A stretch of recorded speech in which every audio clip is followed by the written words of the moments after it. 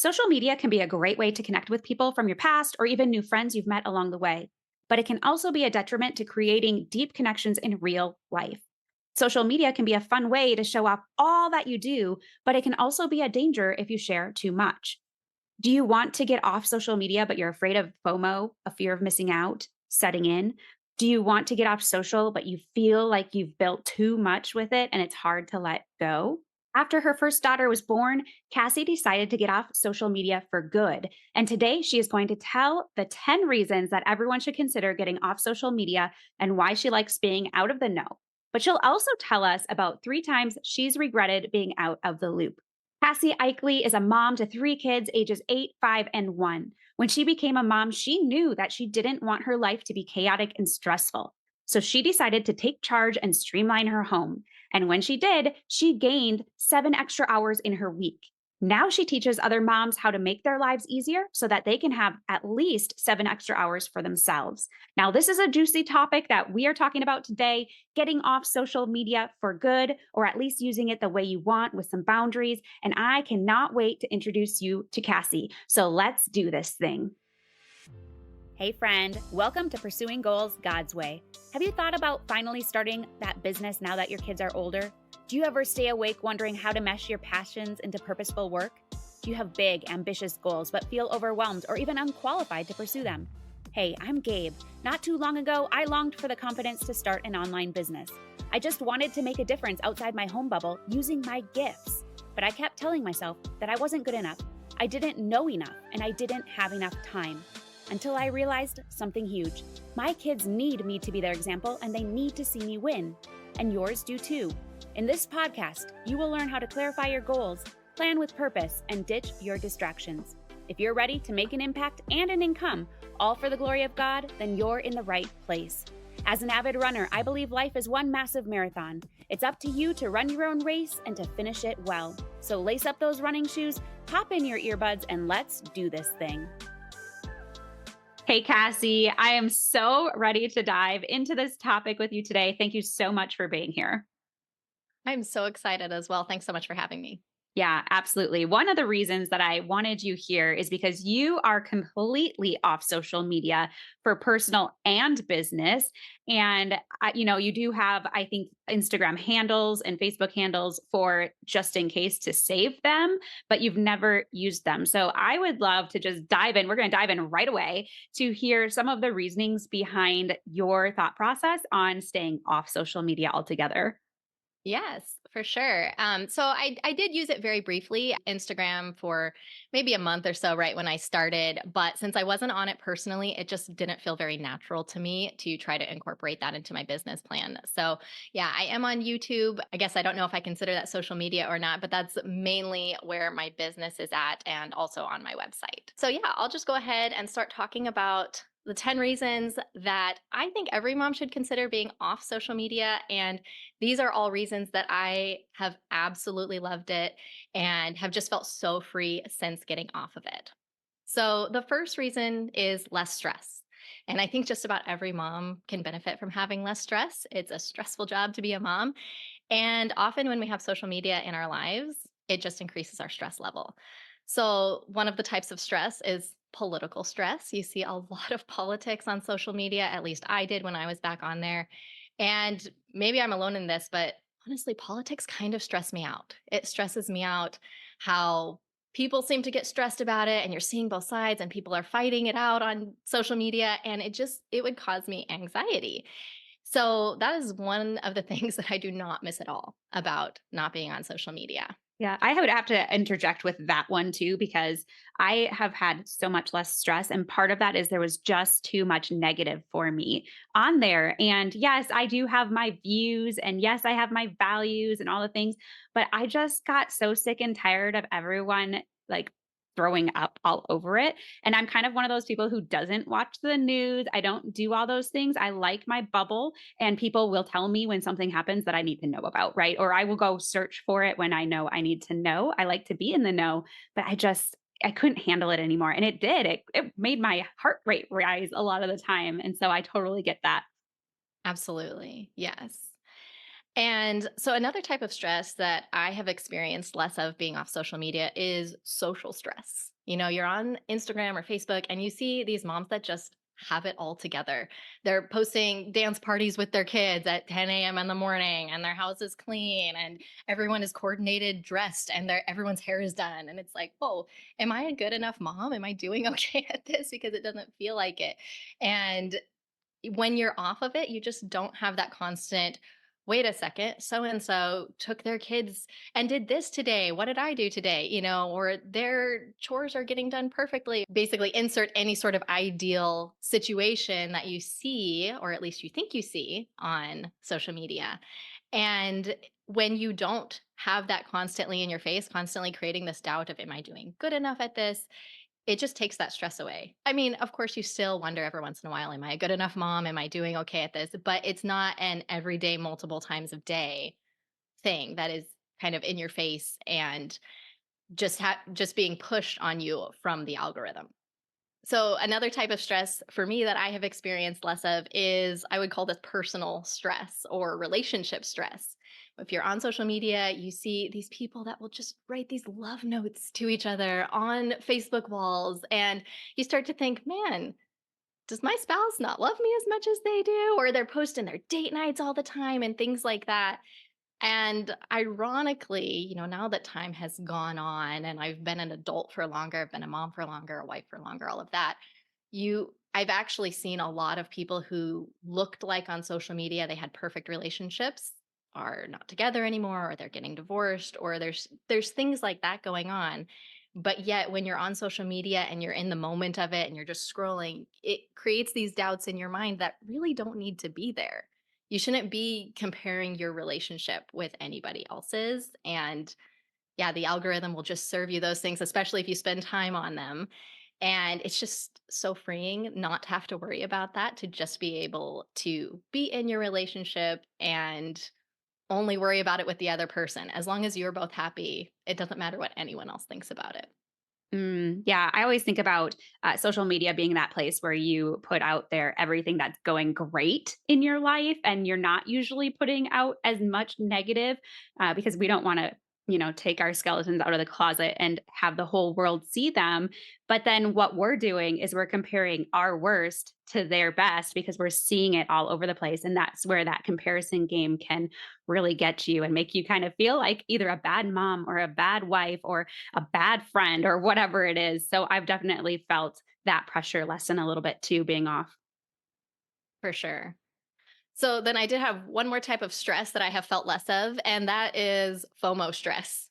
If you're on social media and you see maybe some of your friends all got together and went to a restaurant or did some fun thing and you weren't invited, it kind of makes you feel, wait a second, did I do something wrong? Is there a reason I wasn't invited?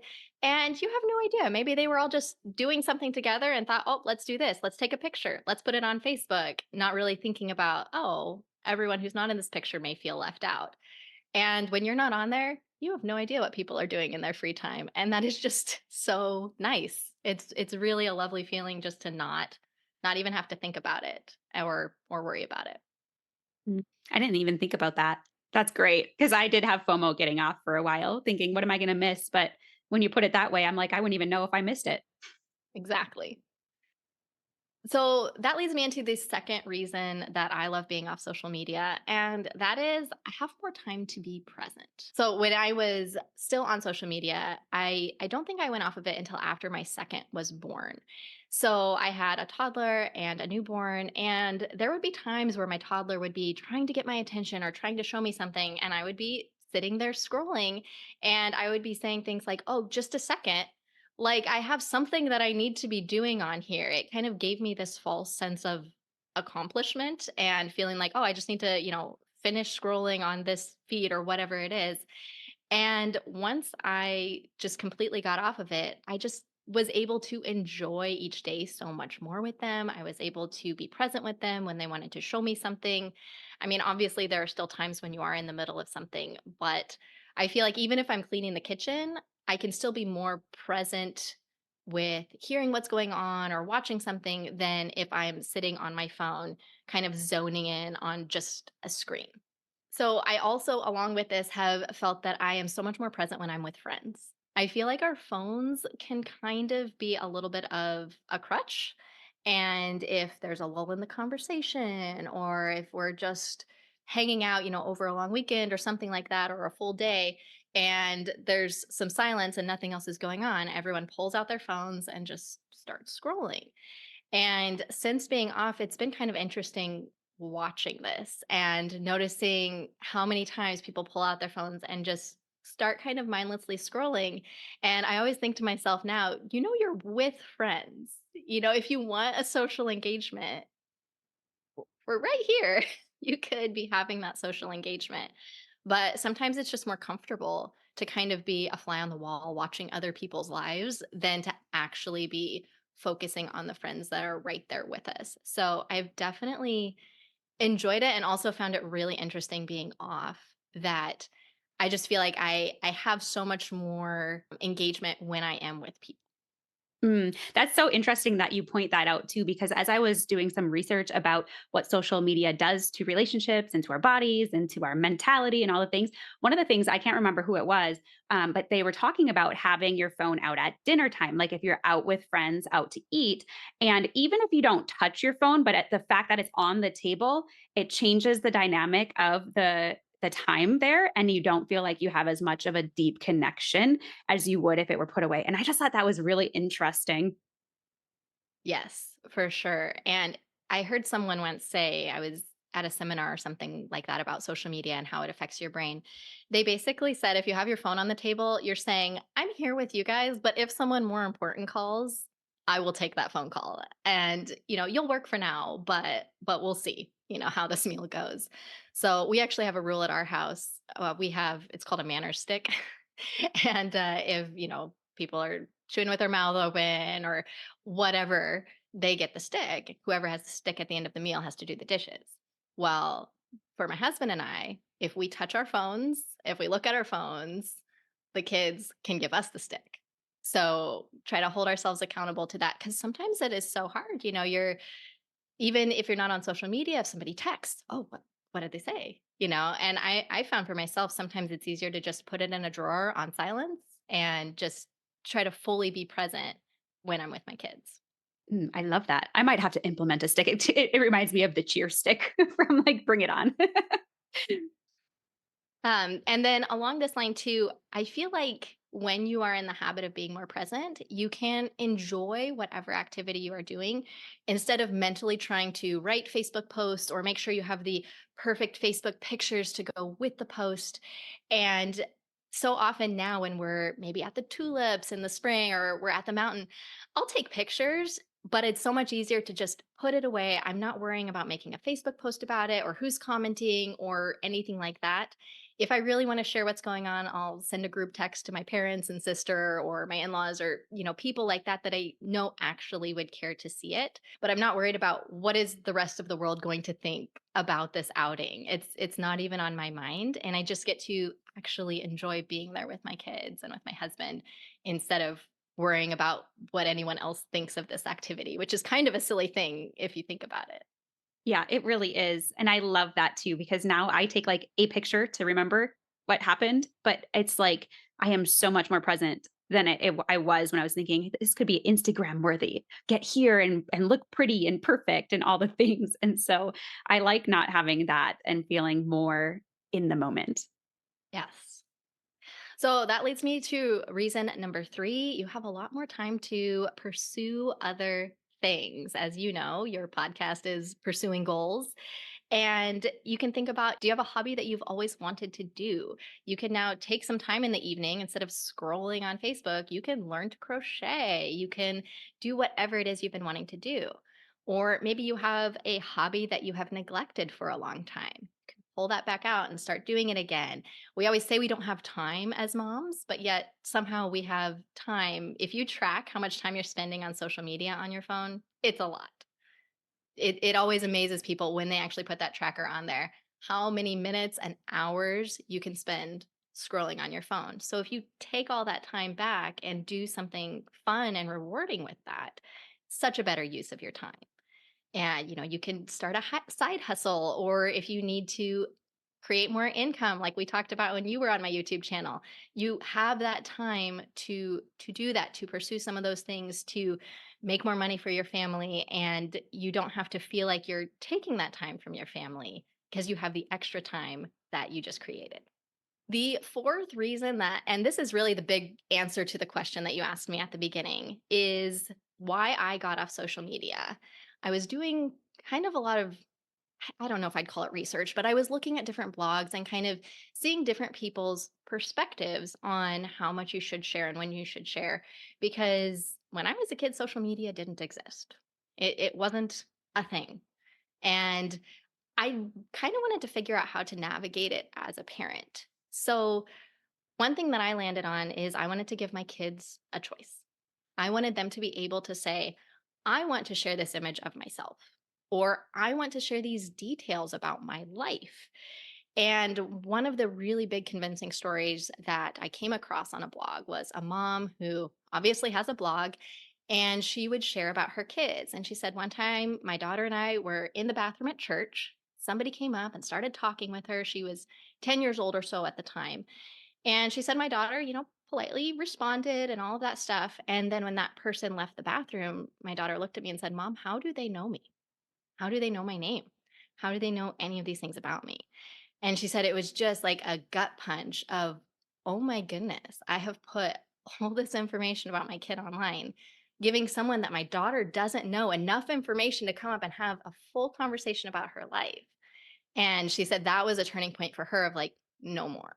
And that was a really big story that stuck in my mind. I wish I could find the blog post. I probably could if I looked, but where she talked about that, because I felt like it was such a powerful example of kind of oversharing as parents when our kids don't even know that they're being talked about. They don't know what images are being shared and all of that stuff. So I really am a big advocate now of just giving kids the choice of, when they are old enough to have a social media account. And if they want to share their baby pictures, great.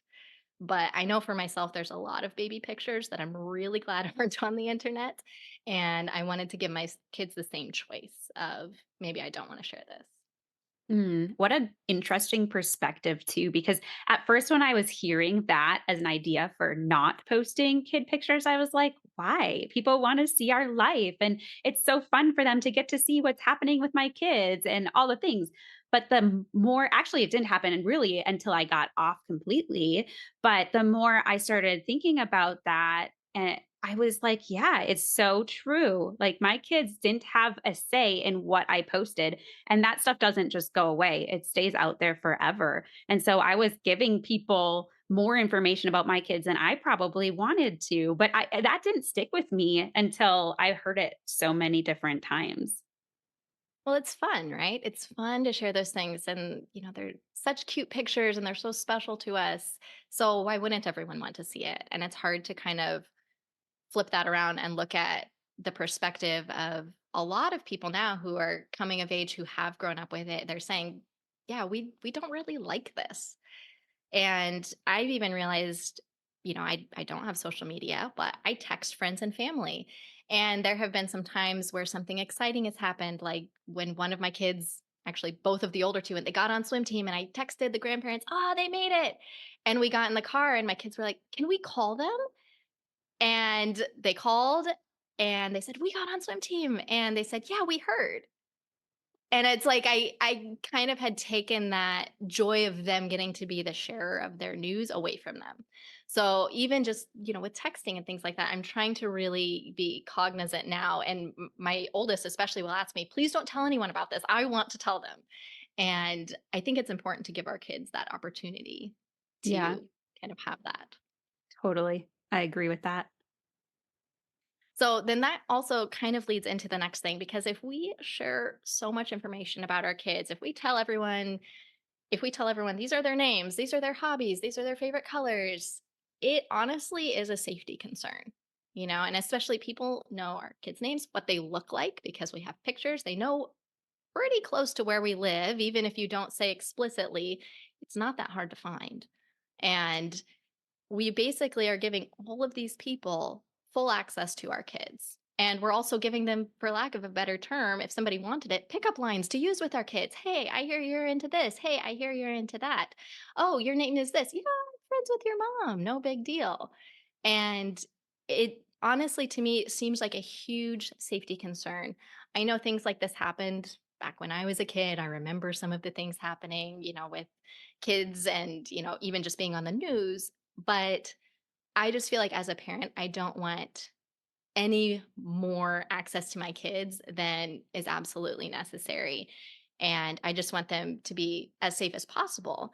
And that goes for physically, obviously, but also online.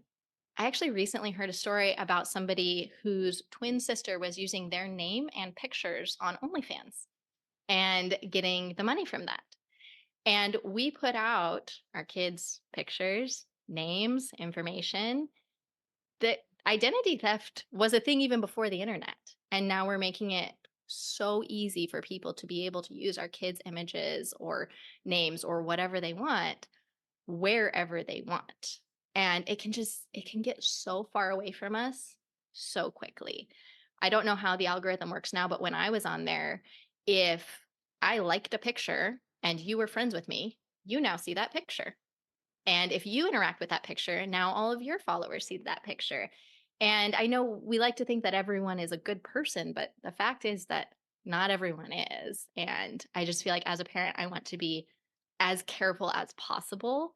And I've been told that I'm, paranoid and, overly careful with things like this. And that's okay if I'm overly paranoid, so be it. But I would much rather be overly paranoid than under paranoid. And things can happen either way. Whether you're overprotective or underprotective, things can happen. We live in a sinful world, unfortunately. But I want to at least know that I did everything in my power to keep them safe. And if something happens, still a horrible thing. But I wouldn't ever want to be like, wow, did I make this happen? Yeah, it's a good point. I mean, safety is a big concern. And even thinking about my Facebook profile, I think is it set to public? I think it's still set to private now. Even if it's set to private, I have like 1,500 friends. I don't know all of them anymore. I might have known them at some time, but who knows? I don't know anything about most of them. They're all acquaintances or not even an acquaintances at this point. And so, yeah, our world is a fallen world, and unfortunately, there are predators out there. And I know in another talk I was sharing that for myself personally, like if I go somewhere, when I was on social posting, I wouldn't post about it at that time. I wouldn't post about it until afterward because I didn't want people to know where I was at any given time. And I think even when Facebook came about and you could just post your updates, like people were like, I'm here and I'm there. And I'm like, you're just giving away your whole footprint of what you're doing. And that's not a good thing. And there are issues that come with that. And so just thinking about the safety side of things and what we want our boundaries to be when it comes to ourselves and when it comes to our kids, I think that's really, really important when we're talking about social media. Yeah, I saw something recently about this because there's a Mm. lot resurfacing now that Gen Z is basically the first generation that's been raised online. And so it's kind of our first case study about what this means to people. And I was watching a commentator and she said, we don't post our address online, yet we will post all this personal information about our kids, which is should be way more precious to us than our home and our address and our stuff in our address. And most people would cite safety for not posting your address online. So it's just kind of interesting when you think about it, how it became so commonplace to just share whatever we want about our kids, or even having our kids share on social media from a young age. And yet, as a society, we also know, no, we need privacy for our houses. So it's kind of backwards in a way, in my mind, of the order of importance and how we should be looking at things. Mm, good point. So then the next reason that I'm very glad that I'm off social media is the algorithm knows you so well, and it is so smarter than any of us are.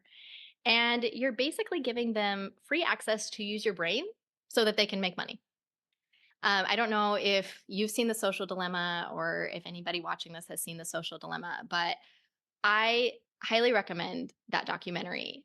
It is the main reason that my husband got off social media. So I got off, I want to say 2 or 3 years into being a parent. And then he stayed on, I until I think it was 2020 actually. So our kids were like 6, 7 at that time, our oldest. And we watched The Social Dilemma, and he was just like, wow, that it does such a good job of showing you exactly what the algorithm does, exactly what it's looking for, how it uses us to basically brainwash us, and how it's even changed things in society. Like we were talking about politics earlier. They show in there that there are graphics from way before of politics, and you could see that the right wing was here and the left wing was kind of here, and there was a lot of overlap, and then there was the extremes here.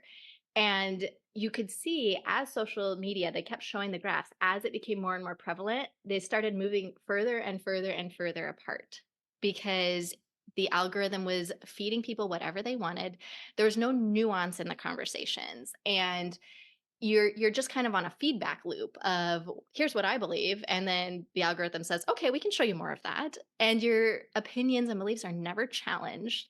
And it really is kind of leading down to a dangerous road because it's very divisive. Their goal basically is for you to spend the most time on their platform, which we already talked about. We all need more time, right? Not less time. We don't need more time sitting in front of a device. But all of the algorithms, including YouTube, the one I'm on, it it makes the most money when you sit there for the longest. So the algorithm is always going to be training you and trying to figure out how to best keep Kassy on this platform or how to best keep Gabe on this platform. And they said it's so smart. It keeps a database for each and every person. It's not even anymore like, oh, moms like this. It's no, Kassy likes this. So we are going to serve her more of this so she spends more time and she makes us more money. And in The Social Dilemma, they also explain how basically to them, you are worth the most when you are mindless, because that is how they can serve you the most ads and that's how they can get the most money. And I know that's not how I want to live my life as mindless. I want to be doing other things. I want to be pursuing my goals. I want to be doing, living life, being present with my family. And so basically these algorithms are kind of working against what I actually want in my core as a person. Yeah, it's actually pretty scary what they can come up with and like the AI and all the things that are about that part now with the algorithm. And also like I know in marketing we do A and B testing, right? Well, they do it with social media too. They'll test the different colors, they'll test the like buttons, they'll test all the things to see what keeps you on the longest and that's what they will use. And that's why you could mindlessly scroll for hours and hours and think it was only a half hour. I know I've had that issue before in our family where they're like, "Oh, no, I only spent an hour today." And I'll look at their phone and go, "No, no, no, it was 5 hours. How did you spend 5 hours on your phone and doing those things?" But it's because you just don't even realize it. Yes, for sure. Yeah, if anyone hasn't seen The Social Dilemma, I mean, it definitely has some political bents of its own, like all documentaries do. But I think it's well worth the time. And I would say if you have teenagers, show it to them because I think that they need to see these things and start realizing as much as they can, kind of what they're up against, because that's what the algorithms and all of these social media platforms want is the younger people. So I think we need to educate as much as we can our kids as well. Yeah, such an important point. So, next reason, number 7, that I think just about every mom probably should think about getting off social media is being caught up with friends' lives and drama and politics is not our purpose in life. And knowing what's not going on is actually just it's really nice because it means those relationships go deeper. We kind of touched on this before, and you can actively talk. You can actively ask your friends, hey, what is going on in your life? And you will get new information. It won't just be, hey, I saw on Facebook that you did X. Tell me a little more about that. It's like, hey, what have you been up to? I don't actually know. And you can have a meaningful, deep conversation. I really try, especially I have friends that love to travel. And I'll get into this later, but that's one of the things I miss about being on Facebook is I would always see their travel pictures. So I try to make it a habit whenever we're together. Hey, do you have pictures of your recent trips? And then they actually will go through the pictures with me. They'll show me their favorites. Hey, this was a fun story. And I feel like it's still so much more meaningful than it was, just scrolling through the pictures, going, oh, cool, I wish I was there. I love hearing the backstories of the pictures. And yeah, maybe I don't get to see as much because we'll get interrupted or whatever. But I feel like it's a deeper conversation. And if I miss something, I miss something. That is not why I'm here on this earth to be caught up on everyone else's lives and drama and everything else. And I'm here to live my life, but when I'm with other friends, I can be more present and deeper in that relationship with them. It's almost like being in community. Like it's hard to you wrap yourself up in the online space and you forget about the community around you. And I know the older I get, the more I long for those deep connections and those deep relationships. And they just go surface level on social. Yes, I've made some really good business besties, but we aren't on social talking. Now we're in Voxer or now we're doing other things where we're building that deep connection.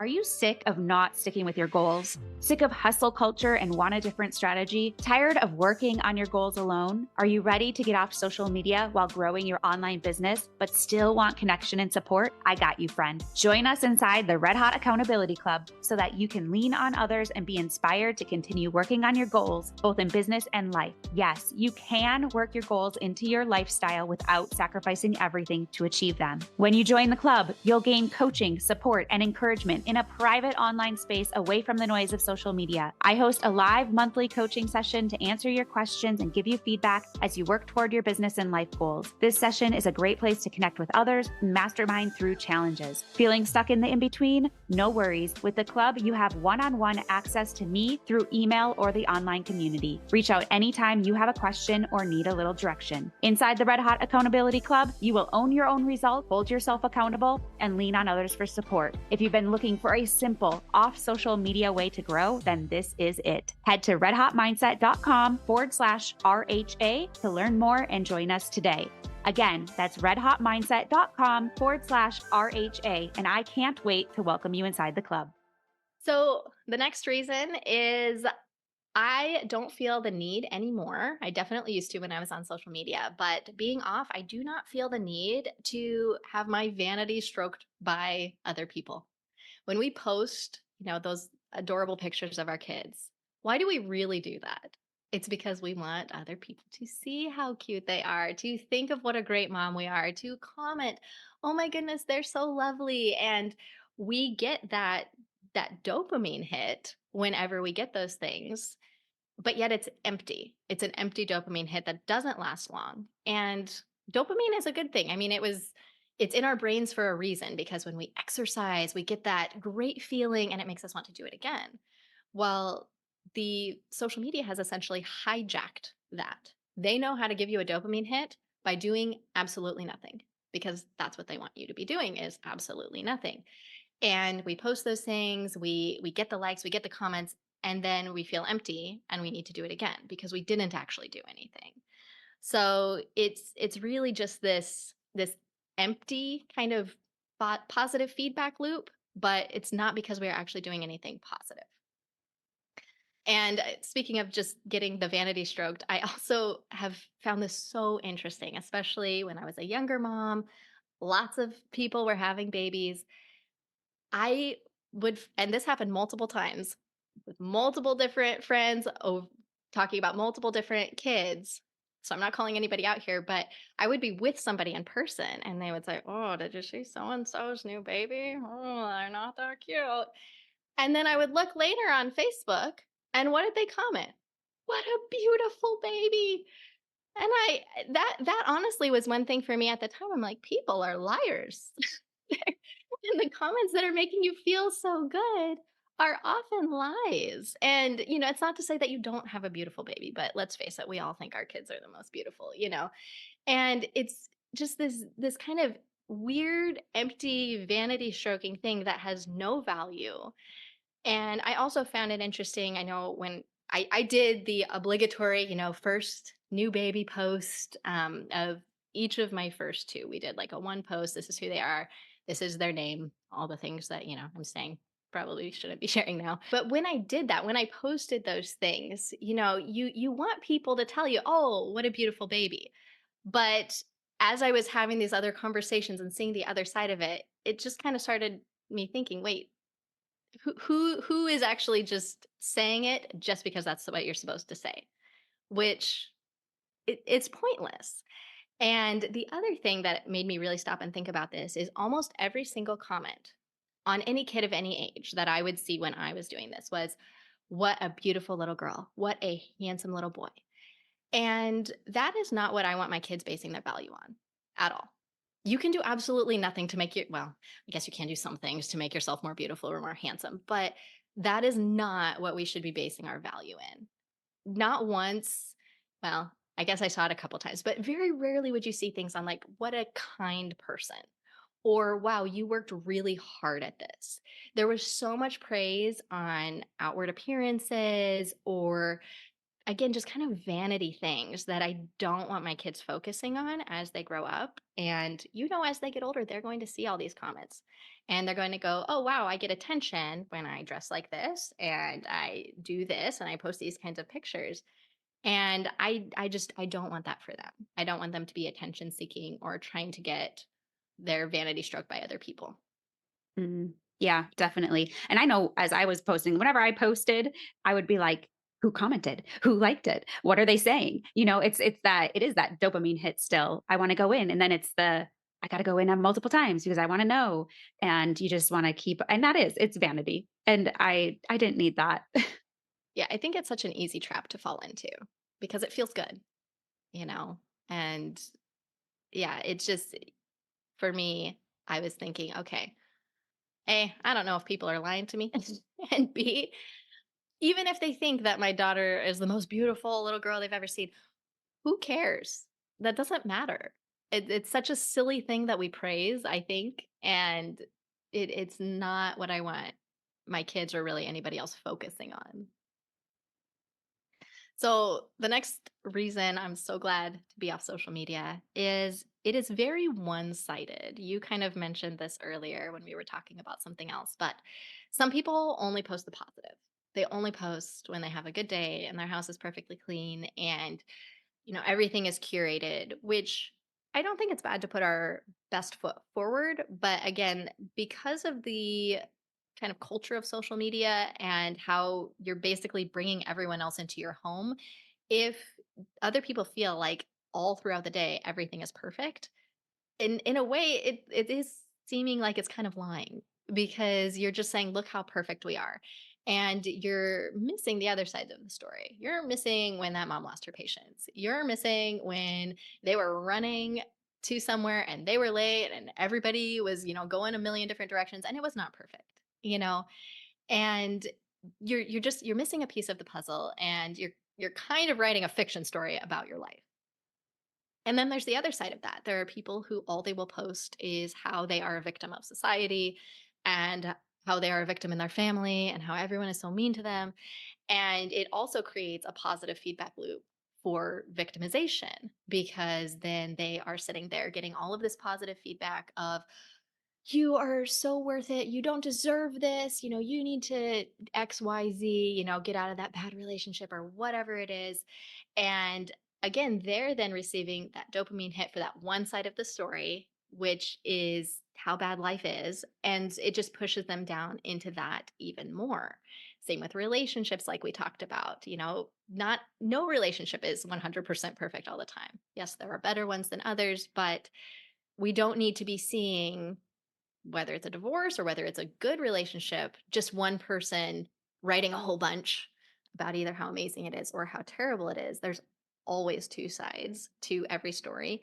And kind of like I had said with the stress, I just find it so much less stressful to not worry about it than it was when I was trying to figure out, now, is this legitimate? Like, should I be concerned in this situation? Or, wow, does this person really have it all together? And I just don't.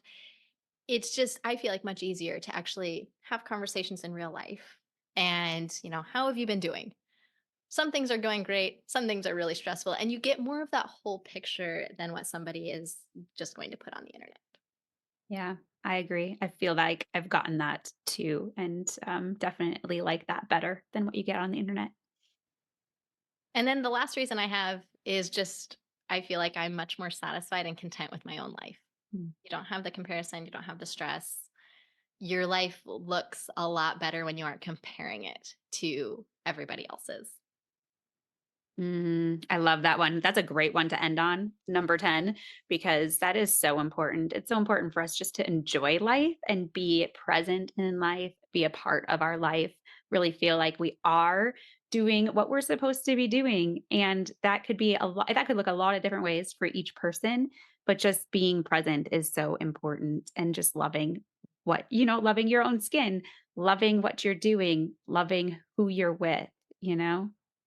And your own Mm. kids, not comparing your kids to anybody else's, if they're depending on what they're doing, or maybe somebody else's kid is really good at school and yours is struggling, or things like that. When you remove the comparison, yes, you're still going to hear things like that in real life when you're having these conversations, but you're not now comparing your child to your 1,500 friends on Facebook's children, and kind of allowing them to just be kids too, and giving them again that freedom to be content and not having to say, oh, look, so and so did this, how come we're not doing that? And just yeah. I feel like it makes it much easier to be content. Yeah, absolutely. Everyone's season is different. Everyone's lives are different, and what we are able to do is different. All that. And so, thank you for sharing those 10 reasons. Love that. And I know that you had mentioned in the beginning you will share a few reasons also that you've regretted not being on. I want to hear them. I'm very curious. Yeah, so the probably the biggest regret I've ever had with being off social media is we had some friends who ended up in a very crisis situation. And I didn't know about it because I wasn't on social media. I found out about it pretty quickly. I want to say within a day or two, because we have some friends that are, if you're friends with these people, it's as good as having social media, which I'm going to talk about in just a minute here. And she texted me because we were actually kind of closer friends with these people. And she said, "Hey, have you heard anything?" And I was like, "What do you mean?" And she kind of had to fill me in, and I felt so bad that I had not been there right away. And then it also made it a little bit more challenging, I felt like, for them, because then I tried not to text too much, but it was another person that they had to touch base with versus Facebook, they could just say, "This is what's going on." You know? And so sometimes in that situation, I would just go back to the original friend and say, "Hey, are there any updates?" And she would kind of do the same with me. "Hey, do you know of anything?" And we tried to kind of not do too much. You wanted to just support and not overwhelm.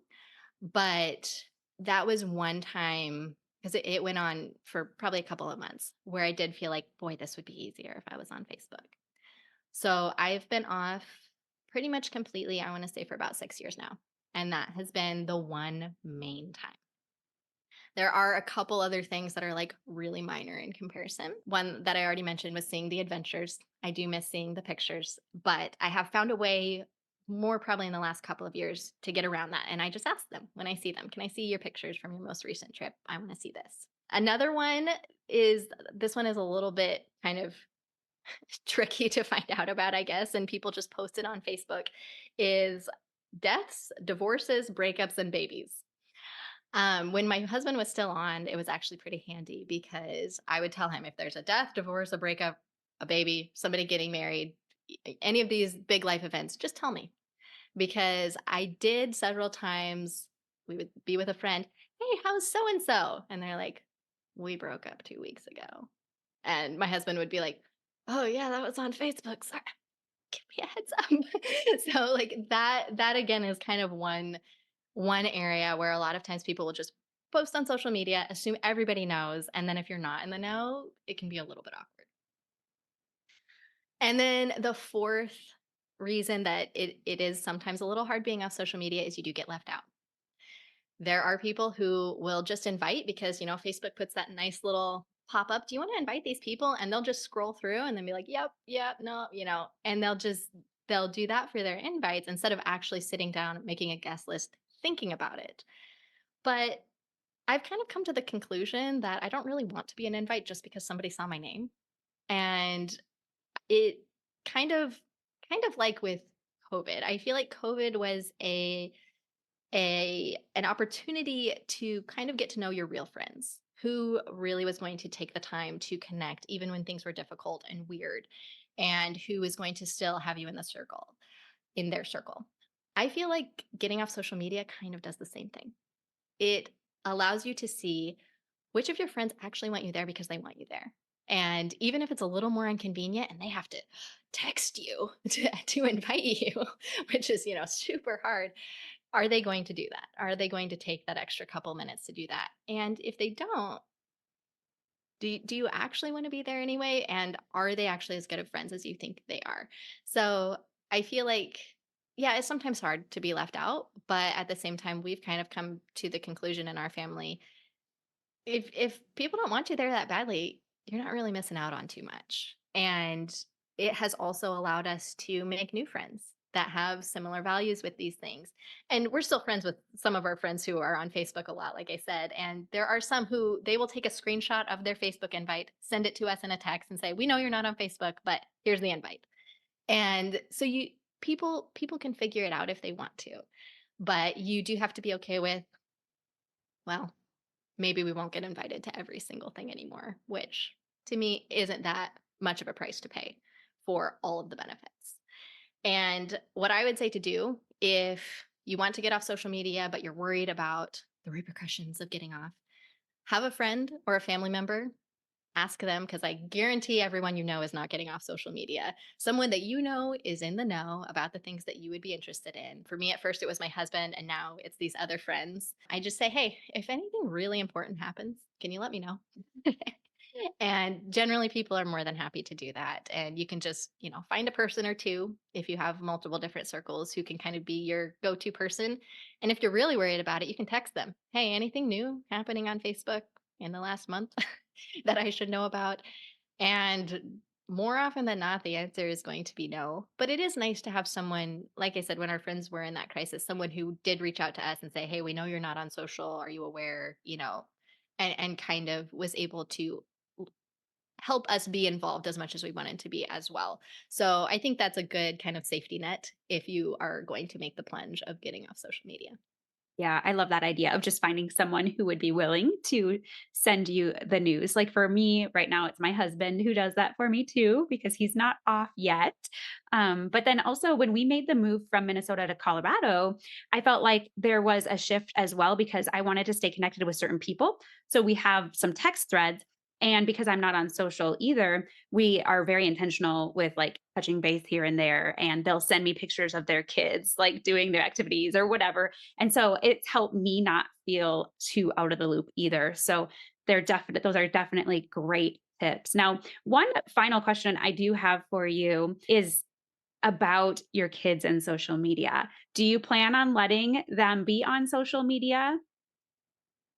So, since I have a YouTube channel and my girls are definitely old enough to be aware of the YouTube channel and watch me set up and things like that, they've asked already, "Can we do a YouTube channel?"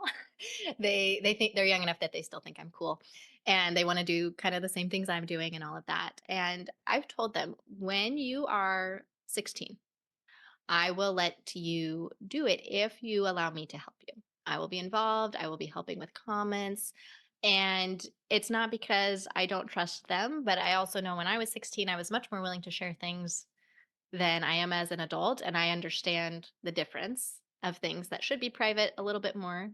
Sometimes I still share too much, maybe, but I have a much better grasp of things that I want to be private and not. And I think it's a much better idea to err on the side of privacy.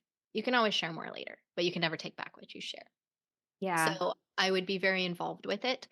And also with YouTube, I would make sure that I was the one monitoring comments because people can be just horrible. I mean, I will get books written about what a terrible parent I am. And I'm an adult and it's still hard to hear those things. And even if you get 20 positive and one negative, it's still hard. So I would want to be very involved with that to try to shelter them from that as much as possible. As far as the other ones go, again, I think it'd probably be my husband and I have talked about it a little bit. We haven't set like a definite age, but somewhere around 15, 16. I don't want to say no, never in our house because I would like to be able to help guide them with the process of getting started with it. I know when I got my first MySpace account, because that's how cool I was, I think I was 16, and my parents had no idea about it. of course, because why would they? It was a new thing. And their one concern was, you shouldn't be putting these things on the internet. And I wasn't doing anything inappropriate, but it was just, they were like, why would you share personal information on the internet? But yet I was 16 and I thought I knew better. And I told them, you guys, you're just too old fashioned. You got to get with the times. And so now that I have been able to kind of live through that, I hope that I will be able to share with my kids. I actually do know because I've done this and I've been there, and hopefully be able to kind of guide them through a little bit more easily than just letting them jump in then once they're out of the house and they don't have as much guidance and oversight for it. Yeah, that makes a lot of sense. I know for my boys, the older ones, the teenage ones have an Instagram account, which I'm like, I don't want anything, but I do want them to learn boundaries and learn how to do it. But at the same time, like you said, my husband actually moderates it. So he goes in, he deletes things, he checks messages. We're very particular on who can message. Like we set up a lot of different settings for it because, yeah, there's just so much that they don't really know yet. I mean, they're cortex isn't quite developed yet. They can't really make the decisions that, they think they can. And so just being aware and being a part of it, I think is really huge for us as parents, no matter what decision we make with that. Now, okay, I said that was my final question, but I have a couple more. You're not on social media. You don't really want your kids posted on social media.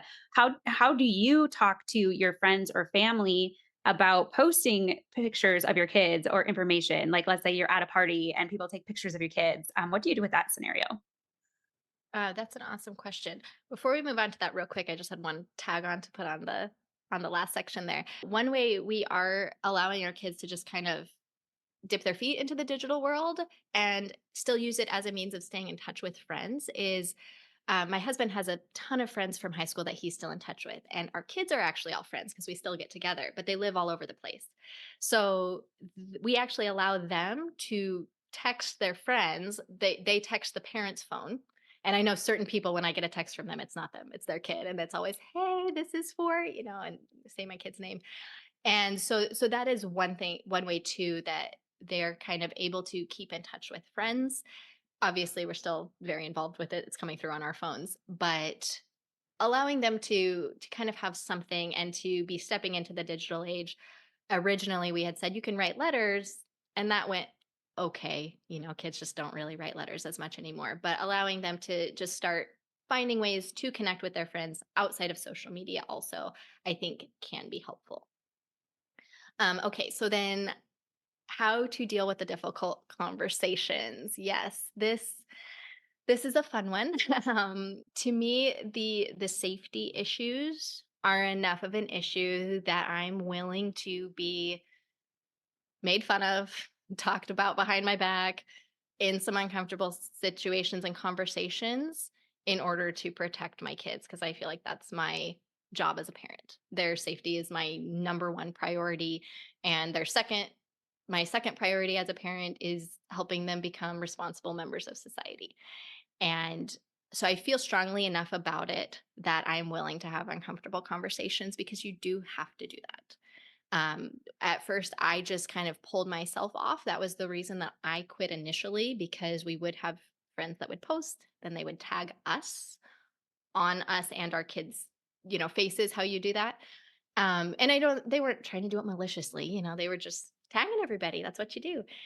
And so I pulled off in hopes that they wouldn't continue doing that. But then my husband was still on. So we did have to say, hey, we're trying to keep our kids off. We're doing our best to keep them off as much as we can. And we got a lot of eye rolls, a lot of, uncomfortable. Well, you can't live in the past. And ironically, we got the most pushback from family, which is the people that have the most access to posting. And we had to be really firm and consistent with it anytime we would see something posted because things still were after we would have these conversations. We would call them up and say, hey, can you remove this? And they wouldn't be too happy with us. But we were kind of at the point, even though my husband was still on, he was very on board with not having the kids' images on there as much as possible. And so I'm not going to say, oh, just have one conversation and it's easy. It's It's definitely something if you really want to do that piece of it and not have your kids online, you do have to be willing to kind of fight it a little bit. I think since it happened sometime during COVID, I can't remember the exact year, but a lot more about the safety around it with children stuff started getting more exposed. So you started seeing a lot more influencers even blurring their kids' faces out and just, moms blurring their kids' faces out and things like that. So I think maybe there's a little bit less of a stigma with it now than when we started, which was like 2015, 2016. We got a lot more pushback because all of our friends had grown up on social media and it's just what you do. How is this a problem? So yeah, I think it's just a matter of having those conversations that are uncomfortable, and I think it helps too if you and your significant other are on the same page with it because it definitely made it easier if trying to say this without throwing anybody under the bus. If one of us was not directly related to the party that was posting, the other one could be the one to talk to them. It made it so that it was a united front about it, and I think that helps a lot. So if you can, if your significant other is open to researching this, looking more into it, things like that, and you can get on the same page before you have the conversations, I think that does help a lot. Yeah, definitely. Thank you so much for sharing that. I know those conversations are really hard in the beginning. I'm sure it gets easier as you go and people just start, knowing, but at the same time, I'm sure it happens still here and there. So as we wrap up, I know we're talking about marketing and marketing off social media. And with you being completely off, this is a great question for you. Final question. What are some ways that you found helpful for yourself to market your YouTube channel and your business without being on any kind of social? Well, one thing for me is I definitely went into this with a it's okay being slow and steady approach. I had a feeling since I wasn't on social media that it was going to be slower.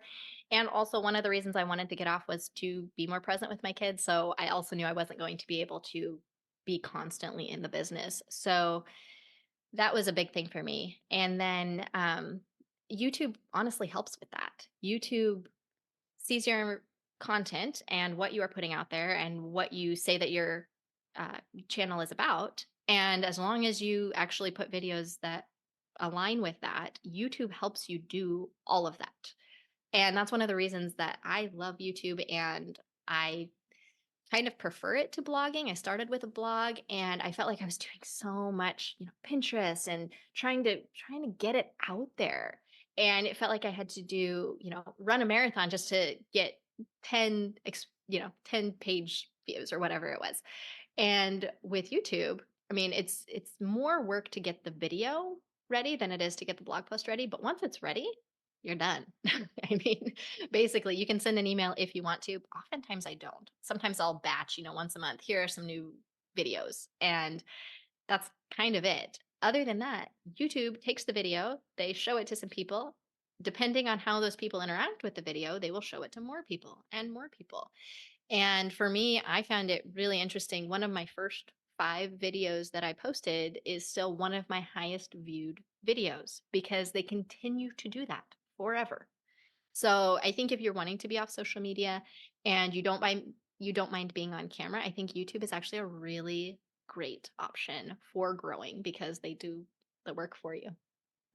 Yeah, that's such a good point. YouTube can be a marketing tool in itself. And even though it's somewhat social media esque, the thing about YouTube, like you just said, is it's evergreen. The stuff that you put out there is forever. You're going to be able to see traffic from it forever rather than just posting and hoping it sticks, and somebody finds it or sees it. Kassy, this has been so great. Now, I want to talk a little bit about what you do because your YouTube channel is called Making Time for Giggles. So make sure to go check that out.